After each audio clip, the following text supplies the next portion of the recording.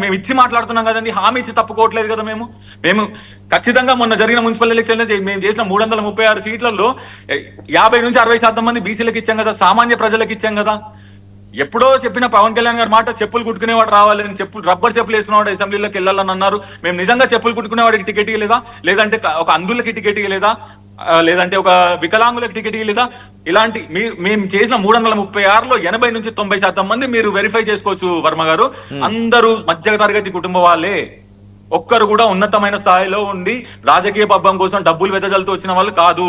ఒక్కరు కూడా ఒక ఓటు కొనే వ్యక్తి కాదు. అంతా సామాన్య ప్రజలే, సామాన్య తెలంగాణ యువతకి. చాలా మాట్లాడండి చిన్నప్పటి గారు, చాలా మాట్లాడండి. చిన్నప్పటి గారు వినిపిస్తుందా సార్? మీ వాయిస్ లేదండి. జనసేన వారికి ఒక చిన్న విజ్ఞప్తి ఏంటంటే, రాజకీయంగా మాట్లాడే వైసీపీ వాయిస్ చూడండి. చిన్నప్పటి గారు వినిపిస్తుందా? మీ వాయిస్ రావట్లేదు, ఒకసారి చెక్ చేసుకోండి. ప్రసాద్ గారు రెస్పాండ్ అవ్వండి. 99 టీవీ ప్రేక్షకులు నమస్కారం. ప్యానల్లో ఉన్న మిత్రులకి మీకు కూడా నమస్తే అండి. అంటే నేను ఒకటి చెప్పగలను, నిన్న మాట్లాడిన ప్రెస్ మీట్కి ఇవాళ మాట్లాడిన పవన్ కళ్యాణ్ గారికి చాలా తేడా ఉంది.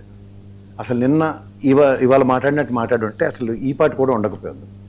ఎందుకంటే ఆయన ప్రజ్ఞిత్ కదా, ఆయన నాకు తెలుసు ఆ కుర్రాడు. ఎందుకంటే అతను ఉద్యమ నాయకుడు. నేను కూడా ఈ తెలంగాణలో ఉద్యమం టైంలో సమైక్యవాదిగా లేకపోతే ఉద్యమాల్లో రెండింటినీ నేను కళ్ళారా చూసినాను. ముఖ్యంగా ఒక విషయం నేను చెప్పగలను, ఇవాళ ఉద్యమకారులకి, ఉద్యమాల్లో ప్రాణాలు కోల్పోయిన వారికి ఏ ప్రభుత్వం ఇప్పటిదాకా ఏమీ చేయలేదు. ఎవరికి వాడు అవకాశం తీసుకుని ఎలా కావాలంటే అలా మలుచుకొని అదొక వేదికని క్రియేట్ చేసుకుని, ఏది ప్రాణత్యాగాలతో ఏర్పడిన తెలంగాణకి ఎవడి అవకాశవాద రాజకీయాలను వాళ్ళు ఖచ్చితంగా ఫ్లేరప్ చేసుకుని ముందుకెళ్తారు. అంటే నిన్న మాట్లాడిన దాంట్లో మా పొన్నం ప్రభాకర్ గారు చాలా చక్కగా మాట్లాడారు. ఎందుకంటే నాకు చాలా మంది కన్నా మా పొన్నం ప్రభాకర్ గారి మీద ఎందుకు గౌరవం అంటే, ఆ రోజు రాష్ట్ర విభజనప్పుడు పార్లమెంటు వేదికగా ఆయన దెబ్బలు తిని కళ్ళు తిరిగి పడిపోయి తెలంగాణ కోసం పోరాడిన నాకు తెలిసిన యోధుడి కిందే నేను అభివర్ణిస్తాను అతను. ఎందుకంటే ఇవాళ రాష్ట్ర ఏర్పాటులో ఎవరెవరు త్యాగాలైనా కొన్ని అనిర్వచనీయమైన త్యాగాలు ఉన్నాయి. ఎవరిని తీసి పడేయలేము, ఎవరిని గురించి కూడా మనం తక్కువ చేసి మాట్లాడలేము. వాళ్ళు 2014లో రాష్ట్ర ఏర్పాటుకి ఎవడి వంతు సాయం వాడు చేశారు. ఇందాక మిత్రులు బాగా చెప్పారు, ఈ సంపన్న వర్గాలు అన్నీ కలిపి చేసుకున్న ఈ సమైక్య పోరాటమే ఇవాళ తెలంగాణ ఫలితాలు. కానీ ఇందులో మనం గమనించవలసిన విషయం ఏంటంటే, ఆంధ్ర పాలకుల యొక్క బాధ్యతల నుంచి, అలాగే నీళ్లు నిధులు నియామకాలు అన్న విషయాల దగ్గర నుంచి, ఎప్పుడైతే విముక్తి కోరుకునే ఒక పోరాట స్ఫూర్తితో ఏర్పడిన ఈ తెలంగాణలో ఇవాళ ఒక పార్టీ వ్యాక్యూమ్స్ అన్నది నేను జాగ్రత్తగా గమనిస్తే, ఒక 40 సంవత్సరాల పైచీలకు లెగసీ కలిగిన తెలుగుదేశం పార్టీ ఇవాళ 18 స్థానాలు మొదట గెలిచి, తర్వాత 2 స్థానాలు గెలిచి, తర్వాత ఎలక్షన్స్ లో అతను పోటీయే చేయట్లేదు. అందులో లాస్ట్ 2 టర్మ్స్ నుంచి మీరు ఆ జాగ్రత్తగా గమనిస్తే వాళ్ళ అధ్యక్షుని కూడా ఇక్కడ ప్రతిష్ఠించట్లేదు.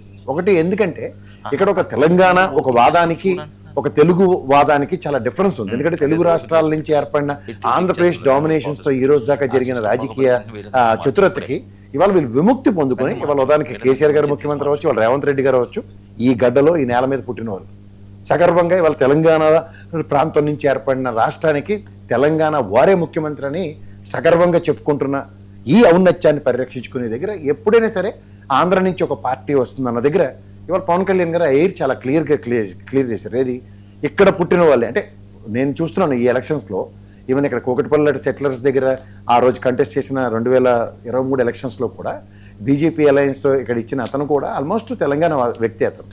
సో ఇవన్నీ మీరు జాగ్రత్తగా గమనిస్తుంటే ఈ ప్రాతిపదిక మీద ఏర్పడిన దగ్గర ఒక భావోద్వేగాలు పొరపచ్చలు వస్తున్న ఒక ప్రాంతీయ వాదానికి నిన్న జూన్ 2వ తారీఖు అయితే ఖచ్చితంగా మాకు తెలిసినంత వరకు ఏంటంటే ఎక్స్ట్రాడినరీ డే ఇది. అన్ని పండుగలు ఇంక్లూడింగ్ రంజాన్, ఇంక్లూడింగ్ క్రిస్మస్, వీటిలన్నిటితో సమూహంగా వచ్చిన ఒక పండుగ జూన్ 2వ తారీఖు. ఇవాళ మా ప్యానల్లో ఉన్న యువమిత్రులు అంటే ఆంధ్ర నుంచి వచ్చిన ఈవెన్ మా విజయ్ కానీ లేకపోతే చిన్నపరెడ్డి గారు కూడా ఖచ్చితంగా ఒక రాష్ట్ర అవతరణ దినోత్సవాన్ని ఎలా సెలబ్రేట్ చేసుకుంటారు ఖచ్చితంగా సంఘీభావంలో ప్రకటిస్తారు. సో ఇలాంటి దగ్గర అవుట్ ఆఫ్ ద బాక్స్ ఒక నవనిర్మాణ దీక్షనో లేదంటే ఏదైనా ఒక పార్టీ సడన్ గా అవుట్ ఆఫ్ ద బాక్స్ ఒక డిస్ప్రపోర్షన్ అన్న దగ్గర ఇవాళ నేను ఒక విషయం చెప్తాను మా ప్రజ్ఞిత్కి. నిజంగా చెప్పాలంటే ఈ పార్టీ సమావేశానికి సంబంధించిన అవసరంలో కోర్టుకు వెళ్ళారు అన్నారు. ఇది సెషన్స్ ఎట్లా నడుస్తున్నాయో మనకు తెలిసి, ఇది సమ్మర్ వెకేషన్లో ఉన్న కోర్టులు only Thursday and Friday work చేస్తాయి. సో మీకు ఏ ప్రాతిపదిక మీద తీసుకున్న థర్స్డే ఫ్రైడే అనేది ఇవాళ రేపు అనుకుంటా. సో మీరు ఈ కాన్సెప్ట్లో పవన్ కళ్యాణ్ గారు భావోద్వేగానికి గురైన ఒక అంశాన్ని ముడిపెట్టి మాట్లాడుతున్నప్పుడు కొన్ని ఫ్లేరప్ అయిన దగ్గర ఇవాళ పాసిఫికేషన్స్కి ఇవాళ ఎందుకు జరుగుతున్నాయి? ఆ గతంలో మీరు ఒక మా ప్రొఫెసర్ గారు మాట్లాడిన దానికి ఆ రోజు నాదెండ్ల మనోహర్ గారు చాలా చక్కగా పాసిఫై చేశారు కదా. నాదెండ్ల మనోహర్ గారు, నాగేశ్వరరావు గారు నెక్స్ట్ పాసిఫికేషన్ తర్వాత ఈయన మళ్ళీ ఒక అగ్రెసివ్ నోట్లో మాట్లాడిన తదంతర పరిణామాలు జాగ్రత్తగా గమనించుకోండి. సో ఇక్కడ ఏమవుతున్నాయంటే ఒక ఇష్యూ బేస్డ్గా ఒక సటల్నెస్ని ఎక్కడికక్కడ మీరు ఆ మాటకు వస్తే తెలంగాణలో మీరు అన్నారు 11 రోజులు, అది కాదు. రీసెంట్గా ఆయన ఒక మాట అన్నారు, ఉభయ గోదావరి జిల్లాల పర్యటనలో కొబ్బరి చెట్ల విషయంలో ఆయన మాట్లాడింది. ఈ రోజు ఎక్కడైనా సరే ఒక తెలంగాణలో ఇంక్లూడింగ్ కాంగ్రెస్ మంత్రులు కానీ, లేదా కాంగ్రెస్ వ్యవసాయ శాఖ మంత్రి కానీ, లేదంటే ఈవెన్ బీఆర్ఎస్ పార్టీ నుంచి కానీ ఎక్కడైనా ఒక డిసెంట్ కానీ ఒక అగ్రెసివ్ నోట్ కానీ ఎక్కడైనా కనబడిందా? ఇది కాదండి. ఇప్పుడు ఒక సుహృద్భావ వాతావరణంలో ఒక మాట ఇటు ఒకటి ఇందాక పుష్కర కాలం అన్న విషయం ఇందాక ఇంట్రడక్షన్లో చాలా బాగా చెప్పాడు వర్మ గారు. పుష్కర కాలంలో సంగతులు మర్చిపోయింది ఎవరంటే మళ్ళీ పవన్ కళ్యాణ్ గారు కనబడుతున్నారు. మీరు జాగ్రత్తగా గమనిస్తే ఇవాళ పేర్నాని గారి విషయం మాట్లాడుతూ గన్ విషయం అన్న దగ్గర మీకు నాకు అందరికీ తెలుసు ఆయన ఏ సర్కమ్స్టాన్సెస్లో గన్ సరెండర్ చేశారన్నది. అది ఎక్కడికెక్కడ ముడిపెట్టి మాట్లాడారు, రాజశేఖర రెడ్డి గారికి ముడిపెట్టి మాట్లాడుతున్నారు. సో ఇట్లాంటివి అన్నెసరీ ఇష్యూస్ని అట్రిబ్యూట్ చేయకుండా ఒక సటల్నెస్ ఇవాళ ఎంత కాదన్నా రాజశేఖర రెడ్డి గారు అనగానే కాంగ్రెస్ ఖచ్చితంగా మా సాయి రియాక్ట్ అవుతాడు, అవ్వకుండా ఉండడు కదా ఆయన సాయి కదా. ఎందుకంటే ఇవాళ రాజశేఖర రెడ్డి గారు ఒక సమైక్య రాష్ట్రంలో ఇప్పుడు రామారావు గారి దగ్గర ఉంది, మా విజయ్ రియాక్ట్ అవ్వకుండా ఎలా ఉంటాడు? నేను చెప్తున్నాను. ఎందుకంటే ఇక్కడ ఒక సర్కమ్స్టాన్సెస్ అట్రిబ్యూట్ అవుతున్నప్పుడు తెలంగాణ రాష్ట్రం వేరు, లేకపోతే సమైక్య రాష్ట్రానికి ముఖ్యమంత్రులుగా చూడండి వాళ్ళని, ఒక టాల్ పర్సనాలిటీస్. నేను ఓటు వేయకపోవచ్చు రామారావు గారికి, లేదంటే మీరు రాజశేఖర రెడ్డి గారికి ఓటు వేయకపోవచ్చు, కానీ మీరు నేను ఓటు కాదు కదా. మిగిలిన రాష్ట్రం అందరికీ సమైక్య రాష్ట్రంలో యాక్సెప్టెన్స్తో ముఖ్యమంత్రులు అయిన వాళ్ళని ఇవాళ తృణప్రాయంగా మాట్లాడడం ఎంతవరకు సముచితం, ఎంతవరకు సందర్భం అంటారు? ఓ సందర్భానుచితంగా నిజంగా ఒక కాంగ్రెస్ని ఎదుర్కొనే నేపథ్యంలో ఇవాళ కాంగ్రెస్ లెగసీ ఉదాహరణకి రాజశేఖర రెడ్డి గారి విషయాలే మాట్లాడాలి అన్న దగ్గర మాట్లాడమనండి. కానీ ఎక్కడ వెన్ ఇట్ కమ్స్ టు తెలంగాణలో ఇవాళ ఈ పార్టీ ఒకటో రెండో సీట్లు కలిసి అసెంబ్లీ వేదికగా మాట్లాడుతున్న అంశాలు ఏమైనా ఉంటే మాట్లాడమనండి. కానీ ఇక్కడ సబు సందర్భం లేకుండా అవుట్ ఆఫ్ ద బాక్స్ 2వ తారీఖు నాడు ముఖ్యంగా ఇలాంటి ఫ్లేరప్ చేసే విషయాలు మాట్లాడితే ఎలాంటి భావోద్వేగాలు వస్తాయి? అందులో రూలింగ్ గవర్నమెంట్ కాంగ్రెస్ ఇది ఖచ్చితంగా ఇవాళ మాట్లాడినట్టు కనుక నిన్న మాట్లాడుంటే ఎస్ నాకు ఎందుకు హక్కు లేదు ఇక్కడ రావడానికి, భారతదేశంలో నివసించే హక్కు నాకు రాజ్యాంగం ఎక్కడో ఇచ్చింది. ఇవాళ నేను సభలో సమావేశాలు పెట్టుకునే ఏ పార్టీకైనా హక్కు ఉంది, ఎవరు కాదను. కానీ ఒక సభ సందర్భం ఉంటుంది సార్. ఇవాళ ఎందుకు మనకి వినాయక చవితి సందర్భంగా నిమజ్జనాలు జరుగుతున్నప్పుడు దర్గాలు వీటన్నిటి మీద మనకి మా ప్రణీతికి బాగా తెలుసు, పటాన్చెరు నుంచి బయలుదేరే దగ్గర ప్రతి దగ్గర ఖచ్చితంగా మనం గ్రీన్ టార్పాలిన్స్ వేస్తే ఎందుకు వేస్తాం,